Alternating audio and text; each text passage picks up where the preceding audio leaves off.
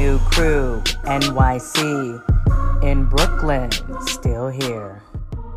What up, what up, what up? It's your girl, Josina Anderson, and welcome to episode 20 of The Crew. We've got another special guest coming up for you today. It is another legacy giant because you know the big news is happening in the Big Apple today with OBJ landing in the city that never sleeps. Super Bowl champ Prince Amukamara joining us on The Crew. But before we get there, I always let you know where you can find our podcast. Download the Audacy app on your phone or wherever you get your pods to listen to our podcast. Download, subscribe, support, or go to the URL, thecrewnyc.com. That's what will take you to our website for our YouTube channel, and you can go to us there. But for right now, without further delay, we are going to the Crew Call.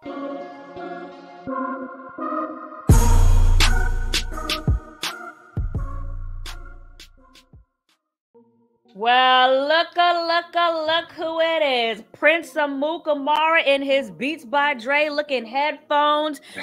Super Bowl champion with the Giants from 2011 to 2015. Welcome, Prince Amukamara. What's going on? What's good, Josina? What's good, Morris? What's good, man? Thanks for hopping on the show, man. Thanks, appreciate you. Thanks for having me, man. So I gotta say this. I know we're gonna get moving, but I gotta say this. It's so funny because Morris or Mr. Chestnut. No, Morris. All right. Here we go. No, so we would like with jokes, right? Like dudes, especially like black dudes, would always think, you know, they feeling themselves, and the joke would always be, man, you're Morris Chestnut. That's what we would say. Yeah. Man. Yes. Where you from, Prince? I grew up here in Arizona. Oh, you grew up in Arizona? Okay. Yeah. All right, cool. So, and of course, before we came on the podcast, Prince was already, just for the folks listening to this show, already blowing up Morris's head. Oh my God, it's Morris Chestnut. How old are you? Oh my God, you look younger than 53. Before we came on the podcast, Josina was hating like she normally hates. You know, she hates on my egos. She just be hating, yo. I gotta recline on the bromance. Dang, you know what I'm saying? We already lathering Morris up. We ain't Nah. I have to inform you. He's an Eagles fan. I don't know if you know this, Prince, because I know you're new. One? He is a. No, I'm not a new Eagles fan. I see you on the stage with Kevin Hart. Where were you on the stage? I was at the game, but I wasn't on the stage with him. See. So Prince, now that you know, listening to our pod, because you know how to get on you about some other stuff, which I ain't gonna air you out on it right now, but it's okay. Welcome to our podcast. Yeah, she be airing cats out, Prince. Welcome. Out. This is the second season, Prince, but it's okay. Look, we're gonna get right into it. OBJ is coming into town. It's nostalgic. You were there his rookie year when he blew it up. So what is your opinion after everything that happened, leaving New York after getting the 5-year, $95 million contract, the things that he said about Eli Manning in my interview with ESPN with Lil Wayne, and then headed out. Yes. It was traded to Cleveland. So now your thoughts on OBJ arriving back into the city. So the OBJ that's going back to New York to visit, that is not the same OBJ that left way back when. He's a father now. He's just way more mature. He's already won a ring, and he's coming off 2 ACLs, and he's trying to win another one. And if a story was written right, it would look great. He signs there, and they compete and win the Super Bowl again. I mean, that's where it all started for him, but. I don't think that it's going to be an easy decision. Yeah. And Morris, your thoughts? Interesting. Well, that's interesting. I'm glad we have Prince on the show today. So why? A couple of things, Prince. You being in New York. First of all, why don't you think it'd be an easy decision? And second of all, I mean, New York, the media capital of the world, the only other place that really would kind of rival it, you know, in the NFL would be Dallas because of the self-proclaiming of being America's team. But why do you think it would be so much different him going there now than then? I think it just depends on priorities, right? I think it depends on if he wants to get the biggest bag, like if he wants to get paid. So I think that that comes into question. And if he's looking at, okay, which team truly has a chance to make it far in this championship run, I think that comes in. And then also it could be legacy, right? I mean, you were already a giant. I Mm. think he may or may not be in the Ring of Honor. He could. Definitely has a chance Mhm. for New York. But then to win a Super Bowl as a Cowboy, I think that to be a Super Bowl champion as a Cowboy, I think that that'll be huge. And the Bills, I mean, they're one of the best teams. So that's why I say it's not going to be easy. He has a lot of stuff to weigh. And it'll be interesting for the Giants because, and I was just going over this, I'll be talking about this on CBS later today. The Giants really financially, Prince and Morris, are in the best position to, Mm, give him the money that he is seeking. And it'll be interesting to see what they do when they already paying Kenny Galladay 17, 18 million a year. And so Odell's gonna walk in the building and, okay, let's talk about what you're supposed to pay me. Prince, Morris, what are they supposed to pay OBJ when you're giving Kenny Galladay 17 or 18, expecting him not to be there next season, though? Go ahead. this is a unique situation. Like what week is this? This is 13, I believe. 13. So it's 13. I think there's only there's 17, 18 weeks. Mm-hmm. I mean, how much money, I mean, is he going to get, I mean, how much money is he going to get for the continuing Well, he's year? looking for a multi-year deal. So if you're doing it over 2 or Oh, 3 wow. years, and then you're looking about creative ways to get him that money. So with NFL contracts that you can add voidable years to the end of the contract to prorate that Right. money and make the Yeah. cap gymnastics work. The bottom line is, and I already went over this with the cap guy this morning. I'll be talking about this later on CBS. If they want to pay OBJ above 17, 18 million, they can do it. And oh, by the way, I'm going to talk about this. If they Mm. want to bring over Aaron Rodgers and give him his $59.5 million in a trade, they can do it. They can. Oh, wow. I Oh, never I'm heard just that. saying. No one's Mhm. talked about that yet. Aaron. Wow. No one, but I will see. I'm gonna get into it today because I got the numbers. Go ahead. Got you. Mhm. Wow. Go ahead. Go ahead, Morris. No, listen. I definitely think that's interesting, and it's definitely appealing if they can get Aaron Rodgers in New York next year under Dayball. I think that would be good. But we're talking about getting a multi-year contract this year. I mean, Mhm. it's a long. The offseason in NFL is a long offseason. We got a Right. long ways away before we even know what's going to happen with this Aaron Rodgers situation. And I think in terms of OBJ, look, I'm not OBJ, but you if you're weighing between legitimate Super Bowl contenders in the Buffalo Bills and Josh Allen and the Dallas Cowboys with that #1 defense and Dak Prescott, Right. unfortunately, I would think that the Giants are probably at least third on that list. So I'm not really even sure that that's even a consideration. But they're third now without Morris, without OBJ, but are they above third with OBJ? No. Unfortunately, look, I No. don't think so. Yeah, So no. y'all just raining on Daniel Jones. That's what it is. No, Y'all no, we're raining on not Daniel raining Jones. on I him. think Daniel We're Jones. just Daniel Jones has I played think very well. He yeah. played very well. The defense has played very well. But when you look at where Buffalo is today, when you look at where Dallas is today, it's just hard to see the Giants competing with those teams at that level. Right. No, and I agree with him. And I would say the thing that has the Giants going right now is the Giants just find ways to win. And so it reminds Right. me of my 2011 Super Bowl year where JPB blocked that field goal against the Cowboys in Dallas Stadium, and that changed the trajectory of our defense. And so there's similarities to the New York Giants this year where they've won games where they just things have just fell their way, and they just had to make things happen. So the Giants probably aren't looking like a favorite, but because they're winning tough games and they show that they can do that, it makes it they do look appealing and they look like they can win. But I want to rewind Mhm. all the way back.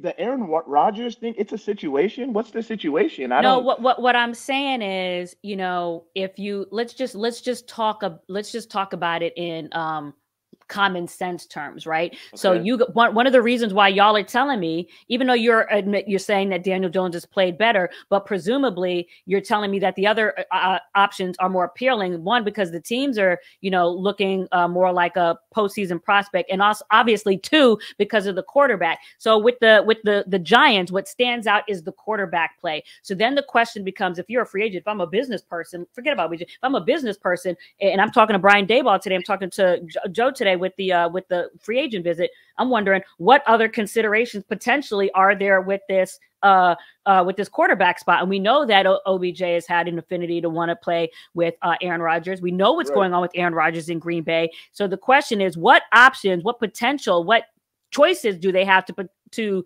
maybe upgrade that quarterback position? And so you begin to look at, okay, looks like the Packers might start to look at Jordan Love. They could get out of this. They could get out of the proration of this 59.95 if they trade him. And so, and then they could, start looking on to whatever. But then the Giants have to consider, because Aaron Rodgers is on a year-to-year prospect, how much are you willing to sacrifice to maybe just get Aaron Rodgers for 1 year? But there's a situation that they could do. They could pay OBJ. They could trade for Aaron Rodgers and keep Daniel Jones. But Daniel Jones, probably, since he's going to be a free agent, probably going to be like, bump this. I'm trying to be a starter. But is there anybody who's going to want him to be a starter? He might end up having to come back to the Giants anyways. Well, see, to me, exactly what you're saying, Josina, there's too much uncertainty. There's too many unknown variables that are going to play into the equation, to where he's going to have to make a decision within the next 2 weeks. So if I'm making a decision within the next 2 weeks where I'm going to play football, unfortunately, where the Giants are right now, they're really not if I was OBJ, and I'm not, but if I was, they really wouldn't be in my consideration. It would be Buffalo or Dallas or even KC. No, and KC is still, in the talks. The Ravens are still expressing strong interest. KC actually might be my number one. What's that? What's that, Prince? That's not a bad decision. But KC might be your number one, depending on your priority list. Like what are you putting at the top to win a championship? I personally would put to win a championship. However, let me go back a little bit. So here's what it would be for me if I were OBJ. If I'm taking all things into consideration, it actually would be the Cowboys. And let me tell you why. We still don't know how he's going to come back off of his injury. The one thing that we do know is that Jerry Jones, and for some reason the league, loves to give the Cowboys attention. Every player that does something in Dallas, they seem to be able to secure something pretty solid after their career is over with. Just like in New York. Just like in New York when they were winning.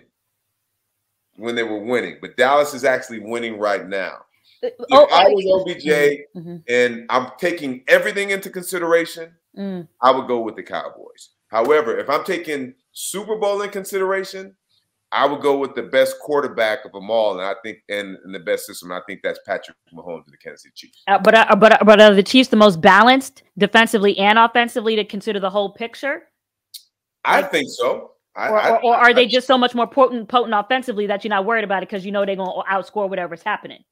If you add OBJ to that offense with what Kelsey's doing, with what Juju is doing, and they even had this running back come up. On a 1 year deal, by the way. Juju's on a 1 year deal. MVS on a 1 year deal. That's good for me too, because if I'm looking for a long-term deal, they can pay me if they don't pay Juju. Yeah. I like KC if I'm looking for a ring. Does Odell want to spend the rest of his time in KC? I mean, I think, to me, if you just ask me my opinion, not going off anything, I think the prospect of Patrick Mahomes helps you to just get over that. But but no doubt, I think in terms of all the cities, I think he prefers New York. And I'm talking about not Buffalo, New York. I'm talking about NYC. I think he prefers that out of all the cities, and that's their strongest point. And obviously having Saquon, we'll see how Sterling Shepard would come back on an Achilles or whatever. But, we're going to watch this. So the plan is to, come in today, and do the 2-day visit, then be with Von Miller over the weekend, then head to Dallas on Monday, and after, you know, making Jerry Jones wait and froth at the mouth to see, you know, what he's coming up at them pockets, because Jerry Jones has said he made it clear in some comments, guys, recently. He said he wants OBJ now. He don't want him talking about let's push this to 2023. He said he wants him in the building today. Well, let me say this, and I'm gonna put Prince on the spot here because I'm really curious. Prince, I know you're on the opposite side of the ball, but what would you do? You've been in the league, you played with the Giants, you played against all the other teams. What would you do if the decision were up to you? Why your face was looking like that? Because hold on, is it out of those same teams? Yes. No, you got to consider 5: Ravens, Chiefs, Cowboys, Giants, Bills. Ravens, Chiefs, Cowboys, Bills, Giants. And right now I already have the ring. Gosh, I'm not too greedy. I don't need the bag. I think I have enough. I mean, if Giants offering you 18 mil or finding a creative way to give you 5 this year and 35 next year, that starts off as base salary and gets prorated as signing bonus by adding some dummy years, so you get your 40 million in 2. But I'm gonna add something to that after I hear Prince's answer. I'm gonna add something to that bag. Go ahead, Prince. I can't pick a team, but it would definitely be between Bills, Cowboys, and Giants. And Giants. Yeah, you yeah. Wow. You leave the Chiefs? You leave the Chiefs off, Prince? Yeah. I don't. You ain't messing with Casey. Well, it's not that. No, it's not that. But just like you said, though, like which team is the most well-rounded, and I like the Bills' defense over Casey's defense, and Leslie Frazier likely to be leaving next. Love Leslie Frazier. No, Leslie is solid, and the Giants' defense and Casey's defense is pretty much. And I do not think Andy Reid will be there past 2023. Ooh, God, look at all these hot takes. They're not hot takes. I say things that come based off. Not hot takes. He's the insider. But yeah. So I mean, I can't pick a team. I wouldn't know. It'd be tough. But what was the caveat you were going to throw in? I was going to say, so Josina, you talk about, okay, so OBJ probably getting $5 million from the Giants or whatever it could be. And then 35 million, find a way to prorate the 35 million. I would be shocked if the Giants did that deal. Only because right now it appears as if they have a lot of dead money tied up in Galladay at the receiver position. OBJ. No. You can get. Here's the numbers right here, and I have it right here because I'm gonna be talking about it later today. If they get rid of Kenny Galladay, they will save $6.7 million in 2023. What's the cap hit though? Huh? What's the cap hit? 4.5, I believe. Okay, that's not bad. That's not bad. That's not bad. Okay. Okay, because I was gonna say, the one thing with OBJ at this point is we've seen him do it before, of course, but we don't know where he is off after this injury. And he's going. And when you say that, Morris, and I remember you said earlier, and we won't know what he looks like until he comes back. We won't know until the first game, until the second game, until the last game of the season. Like, what do you mean? I mean, it took him 4 games to acclimate with the Rams. And are you saying that, Josina, because of his stats or what he looked like, or what are you basing that off of? No, I'm saying it took him 4 games. Once he got traded, or once they let him go in Cleveland, and he ended up with the Rams. Sorry, I'm just saying it took him about 4 games to acclimate into Sean McVay's system. What are you basing that off of, though? That it based off my eyes and what he was telling me. Yeah, I mean, what I saw and also what he was telling me. So I think that, one, I do think it makes sense that, like, let's say he signs with the Cowboys, for example, to get him in the building right away. It doesn't mean he'll be on the field right away, but just get him, in the playbook, assimilated to whatever. And then when he feels it's ready, come back on. But, one thing that, again, I'm going to point out later today, too, is that OBJ is still at the 10-month mark of his ACL recovery. Last year he came back the last time he came back off the first ACL was 11 months. So people have to remember he's still behind. So even if he comes to a team, I personally don't think it should be right away. I think he should give strong consideration to waiting to 2023. And as hard as it will be to sit on the couch and watch the 2022 postseason go by, strong consideration for it. But I know Jerry Jones is pressed. Stephen Jones is going to be the one to be cheap and be like, no, it's got to be this, got to be that, And Jerry is going to be like, because he knows they haven't won. When was the last? I don't know when the last time they won a Super Bowl, but that's what people. I was just on radio in Dallas with Dallas this morning. And they're like, and I said, what Jerry Jones has to consider is how much is it worth to you? How much is it worth to you to see OBJ walk out that door and for you to say that could be the missing link to your Super Bowl since the last time you won it, to give him that money? Is that worth 5? Is that worth 10 to you? What is that worth to you to get that ring?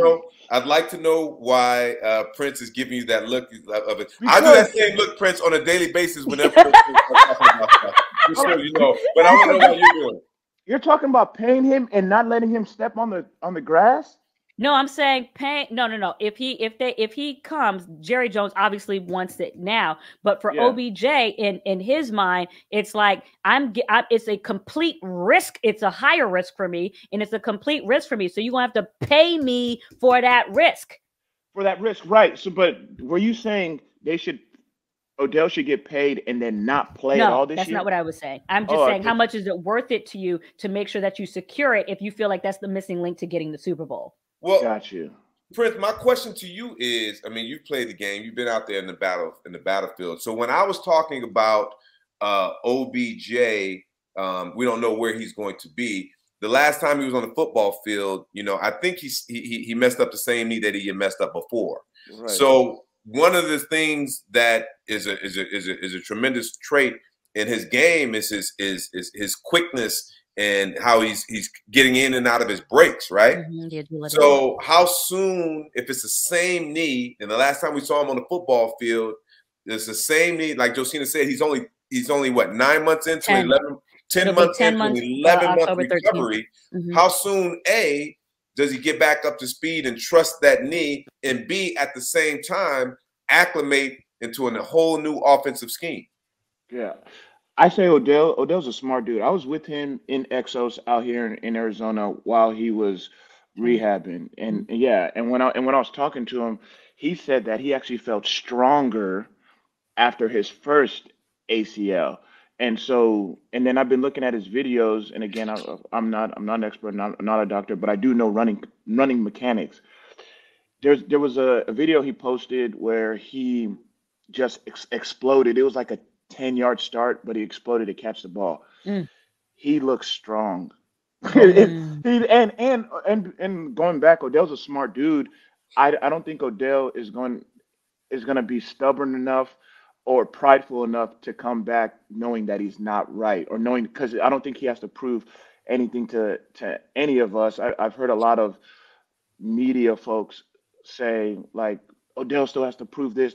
He doesn't. I think he did last year. Like, he would have won that Super Bowl MVP had he not have gotten I agree with that. I think he's going to make the best decision. If he feels like he's ready to come back, then he for sure is ready. And to me, he looks ready just from his explosion in running. Of course, straight ahead speed is different than cutting and getting out of cuts and being fatigued while doing it. I never had a knee injury, but just hamstring, it feels good. But then when it starts to get fatigued, you're not hydrated. It's different. It's different. I remember I thought I was good with my hamstring, and then we're playing the Packers, and Aaron Rodgers, knowing how smart he is, he knew I was coming off an injury. First play of the game, he throws a deep post to MVS when he was on a team to, like, let's test that out. And to be honest, I was behind it. I was behind it, and I was like, and then I checked myself out of the game because Aaron, that experiment that Aaron did, it worked. It worked, and I wasn't as ready as I wanted to be. I was. Yeah. How severe was your hamstring injury? I mean, I popped it. It was not in that game, but before then, I had popped it and was trying to tough it out and come early or whatever. But yeah, it wasn't. I wasn't ready. And it's crazy because at practice you're able to control it. You're able to do some things. You could play off. You don't have to press and stuff like that. But then when it gets in the game and you have a quarterback who knows about the injury report, like let's see if this guy can run 50 yards full speed. Okay, listen, we got like 2 minutes left before you go. I do want to just get your quick reaction. I'm not sure if you saw it, but you are in Arizona there. Just to the Kyler Murray, Pete beef. Patrick Peterson said, look, and I want you to get your take quick because I want to get everybody out of here by 11:30, and it's 11:28. But Pat Pete said Kyler Murray don't care about nobody but Kyler Murray, and then Kyler Murray responded and said, "This isn't true. You want some weird ish at P2. You got my number. If you really felt like this is a big bro or mentor thing, you're supposed to call me and tell me, not drag me, so your podcast can grow." Quickly, what's your reaction to that? I would just say, I mean, even dating back to when the Vikings played the Cardinals this year, Pat P was super amped up, and I just don't think that how the Cardinals and Pat P, how that thing kind of ended. I don't think it ended right, and that's what I will say about that. I don't think it ended right, just because according to Pat P, there's still some hostility just between them and the organization and stuff like that. But should he have called him more? Should he have called him? Or does he just have his right to have his opinion as a podcast host and just say what it is? It actually, listen, I've never been one. I've been a public eye for years. I've never been one to air anything publicly like that. Even if I don't care how much I like you or how much I dislike you, or I should say how much I dislike you. I've never really aired anything like that. It feels like, and I don't know what's going on in Arizona. I'm not in the locker room. I've never been in the practice field. I've never even been to an Arizona game recently, but it feels like Kyler Murray is getting a lot of unfair criticism. People criticizing his leadership ever since they wanted to put that clause in about how many hours he needs to study his playbook. It feels like ever since that happened, a lot of people have comments on his leadership. A lot of people are questioning his leadership. I'm not in the locker room. I've never been. I don't know how he's doing the playbook, but it feels like that puts something out there in the universe to where people are now, when they want to criticize him because maybe they're not winning as much as people thought that they would win, they want to pull that. That's their go-to card, and it feels to me like it's a little unfair. Mm-hmm. Yes, and if we have more time, I would get into how you guys also feel about Russell Wilson, who is experiencing the same things, maybe different reasons relative to. Did you? We gotta get Prince's comment. Quick comment on that.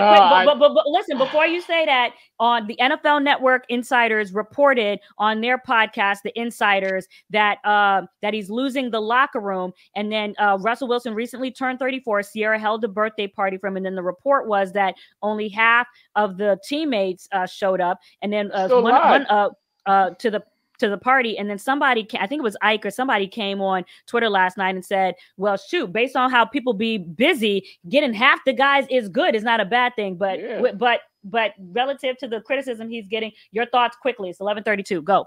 Listen, when you're a quarterback, you're going to get all the heat no matter what. Quarterback and coaches, because they're the only people who win and losses stats follow. So you're going to get, whether the team's doing good, whether the team's doing bad, you're going to get all the credit and you're going to get all the criticism. So is it deserved? Is it deserved? I mean, we have to look at the stats. I'm asking you, is it deserved?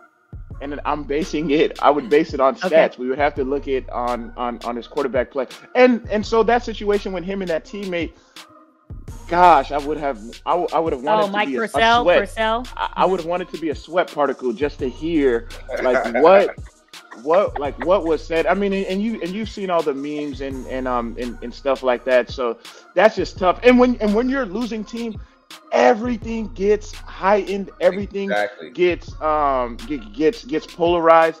And so, I mean, it's great for the media because it's stuff to talk about. But again, it's so unfortunate. I mean, I was with Coach Nathaniel Hackett. I was with him. He was a great guy. Love Nathaniel. Awesome. He's such a good person, which is really unfortunate. Yeah. Yeah. And so, gosh. And right now with Pete Carroll, right? He looks like the genius, right? Geno Smith is about to get he's about to get paid. Yeah, This year. So good for him. But yeah, it's so unfortunate, man. It's so unfortunate. But yeah, I would echo whatever Ike said. If you could get half the team, I mean, we have Halloween parties and holiday parties, and half the team don't come, but half the team came to Sierra's to birthday Russ's, party. Yeah, it's Russ. Yeah, for sure. That's good. That's big. And I think the bottom line is this, right? The quarterback position is the most important position in all of sports, right? So when they talk about is he losing the locker room, look, when your team is 3-8, you either look at the quarterback or the coach. That's just the bottom line. There's a reason why the quarterback position is one of the most coveted positions in all of sports. It's one of the most highly paid. So yeah, that it's fair to question that whether it's happening or not. I don't know. I'm not in the locker room, but when your team is 3-8, I don't care if you're Russell Wilson. I don't care if you're Aaron Rodgers. I don't care if you're Tom Brady. You're gonna get the criticism, and people are gonna wonder what's going on with the team. It's gonna be the quarterback or the coach. Well, Russell Wilson addressed the media yesterday. He said that the report was not true. And he said whenever you are losing, there's always going to be some level of noise. But he said it was distinctively not true that in his mind that he has not lost the locker room. But what I will say finally is a final note about Russell Wilson, that despite all of this talk, people saying that he make it to a quarter of a billion and the way that he's playing, one thing that you do definitely say about Russell Wilson is that he has been professional at every press conference, no matter if people think is too, whatever or not, what the word is, kooky or not, however, let's ride and all that other stuff. Let's ride. So on that note, Prince Amukamara, thank you for joining us. We appreciate your Yes, on OBJ. We appreciate another legacy giant between you, Justin Tuck, OC Human Yura coming on the show in the last month or so. Now Josina gotta go get her hair did. You gotta get your hair did. Yes, feel free to say any last parting shots to the Eagle, Morris, real quick. No, Eagles have a tough game this week. The Eagles and the Giants have a tough game this week. Prince. Yeah, Giants got the Commanders. Who does Eagles have? Titans. The Titans. Ooh. Yeah, so that means that I might host a show in which now they might have dropped their second loss, and then we can come on the back and side of that. So that's cool. Listen, this is a great weekend of football. We got that. We have Watson returning. There's a lot going on. Oh my gosh, Watson. I'll be at that game. So we'll be doing that. USA soccer playing again, I think, on Saturday or Sunday. Mm-hmm. Yeah, it's going to be a great week. But anyways, look, we love y'all. We got to go. We appreciate Prince. We're going to have you back on. Morris, go do your thing. All right, we'll talk soon. All right, Prince. Peace out, man. Morris Chestnut. We are out. Bye and peace.